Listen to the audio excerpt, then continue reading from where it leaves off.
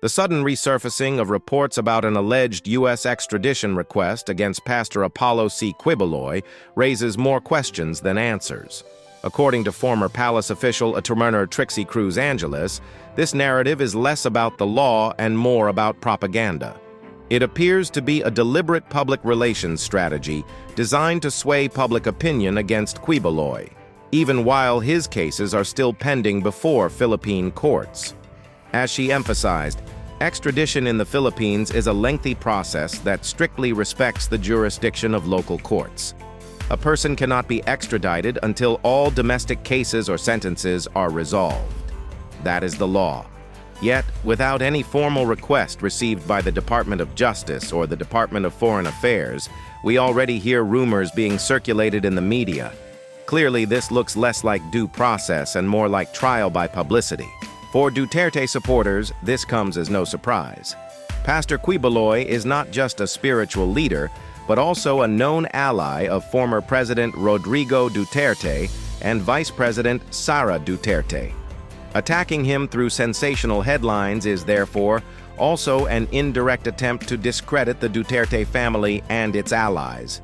By shaping public perception, critics hope to weaken the moral authority of the Duterte bloc at a time when Filipinos continue to rally behind them. Cruz-Angeles suggested that the prosecution may be sensing weakness in its case. Perhaps the evidence is not enough to meet the required standard, so instead of proving their case inside the courtroom, they are trying to fight it in the court of public opinion. This tactic, unfortunately, has become common in Philippine politics. When the case is weak, smear campaigns and black propaganda take over.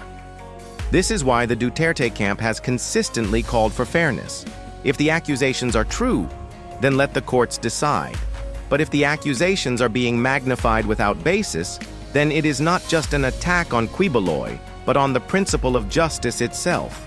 No one, whether a pastor, a president, or an ordinary Filipino, should be subjected to fabricated narratives meant to destroy reputations.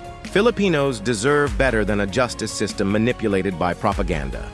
We should never allow foreign interests or local political maneuvering to dictate what our courts must decide.